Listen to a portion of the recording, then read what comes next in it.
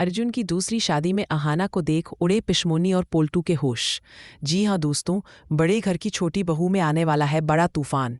जब बड़े घर की इकलौती वारिस दुर्गा देवी अपने बेटे अर्जुन का सेहरा सजा रही थी, लेकिन इस जश्न के पीछे हवेली के एक अंधेरे कोने में दो गिद्ध अपनी जीत का जश्न पहले ही मना रहे थे।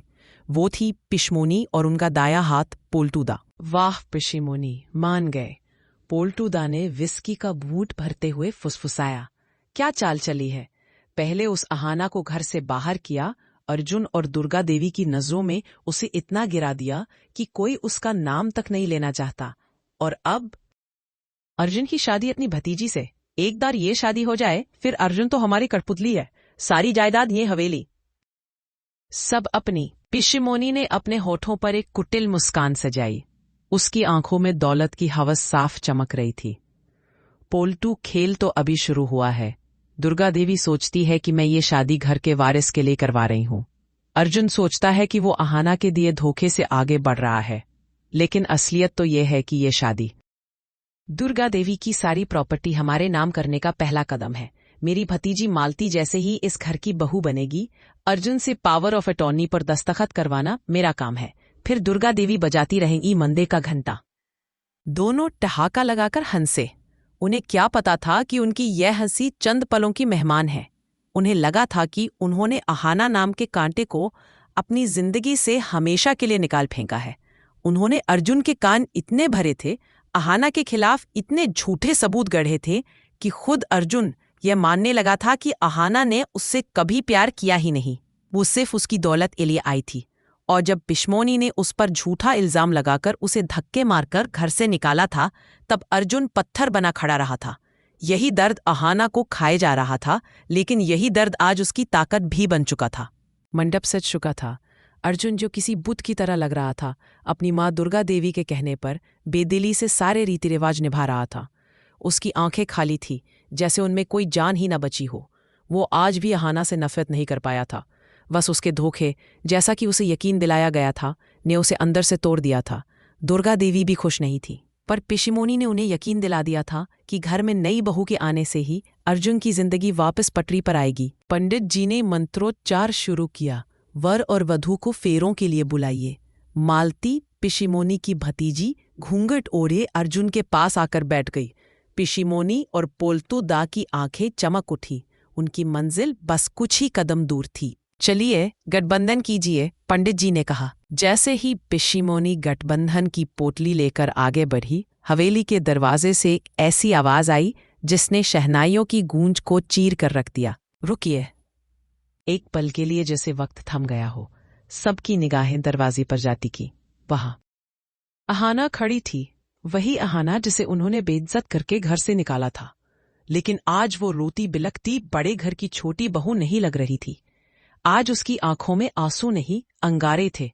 उसने एक सादी सी लाल साड़ी पहनी थी और उसके चेहरे पर एक ऐसा आत्मविश्वास था जिसने पिशमोनी के पसीने छुड़ा दिए। उसके साथ सूट बूट पहने एक आदमी खड़ा था जिसके हाथ में एक ब्रीफ केस था। अर्जुन के हाथ से फूलों की माला छूटकर गिर पड़ी। वो अपनी आंखों पर यकीन नहीं कर पा रहा था। अहाना, पिशमोनी और पोल्टूदा के तो जैसे होश ही उड़ गए। उनके पैरों तले जमीन खिसक गई। जिस तूफान के खत्म होने का वो जश्न मना रहे थे, वो तो अब असली रूप में आया था। पिशमोनी, पोल्टूदा घबराकर बोला, ये यहां क्या कर रही है? इसे तो। पिशमोनी ने खुद को संभाला। उसका सपना टूट रहा था। वो चीखी, किसकी हिम्मत हुई इसे अंदर बुलाने की? निकल जाओ यहां से अहाना। तुम्हारी हिम्मत कैसे हुई मेरे अर्जुन की शादी में आकर तमाशा करने की? अहाना धीरे धीरे चलकर मंडप तक आई। उसकी नजरें सिर्फ अर्जुन पर टिकी थी। तमाशा तो मैं करने नहीं आई हूं पिशमोनी, तमाशा तो आप कर रही है इस घर की इज्जत और मेरे पति की जिंदगी के साथ। पति?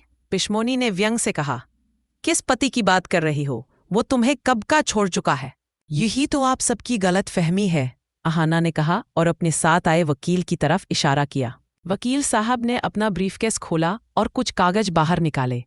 मेरा नाम एडवोकेट वर्मा है और मैं आप सबकी जानकारी के लिए बता दूं कि यह शादी जो यहाँ हो रही है पूरी तरह से गैर कानूनी है। पूरी हवेली में जैसे सन्नाटा पसर गया।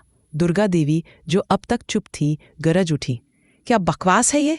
गैरकानूनी कैसे? इस लड़की का हमारे घर से कोई वास्ता नहीं है।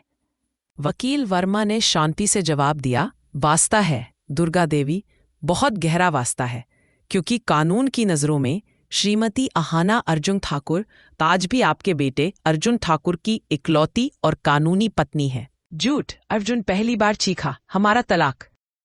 पिशिमोनी ने मुझे तलाक के कागज दिए थे, मैंने दस्तखत किए थे। अहाना की आंखों में दर्द उभर आया। हाँ अर्जुन, आपने दस्तखत किए थे, लेकिन उन कागजों पर नहीं जो मुझे आपसे अलग करते, बल्कि उन कागजों पर जो पिशिमोनी को आपकी कंपनी में हिस्सेदार बनाते। आपने कभी खोलकर पढ़ने की जहमत ही नहीं उठाई। क्या? अर्जुन के पैरों के नीचे से जैसे जमीन ही निकल गई। वकील ने आगे कहा, मिस्टर अर्जुन, आपने जिन पेपर्स पर साइन किया था वो डिवोर्स पेपर्स थे ही नहीं, वो आपकी बिजनेस प्रॉपर्टी के ट्रांसफर पेपर्स थे, जिन्हें पिशिमोनी जी ने धोखे से डिवोर्स पेपर्स बताकर आपसे साइन करवा लिया। और जहां तक तलाक का सवाल है, वो तो कभी फाइल ही नहीं हुआ। अहाना जी को तो कभी कोई नोटिस मिला ही नहीं। जब तलाक हुआ ही नहीं तो ये दूसरी शादी। यह एक कानूनी अपराध है। पिशिमोनी का चेहरा सफेद पड़ गया था। पोल्टू दातु कब का वहां से खिसकने की फिराक में था। नहीं, यह झूठ बोल रही है, पिशिमोनी ने कांपती आवाज में कहा। दुर्गा देवी, ये लड़की हमारे घर को बर्बाद कर देगी। इसने वकील को खरीद लिया है। वकील को तो मैंने नहीं खरीदा पिशिमोनी। अहाना की आवाज अब और बुलंद हो गई थी। लेकिन आपने इस घर को खरीदने की पूरी तैयारी कर ली थी, है ना?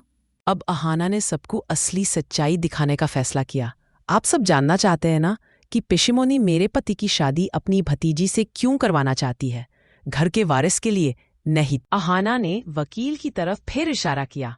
वकील ने एक और फाइल निकाली।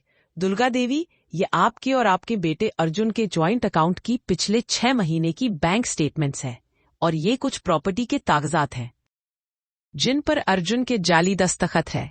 जैसे ही दुर्गा देवी ने वो कागज देखे, उनकी आंखें फटी की फटी रह गईं।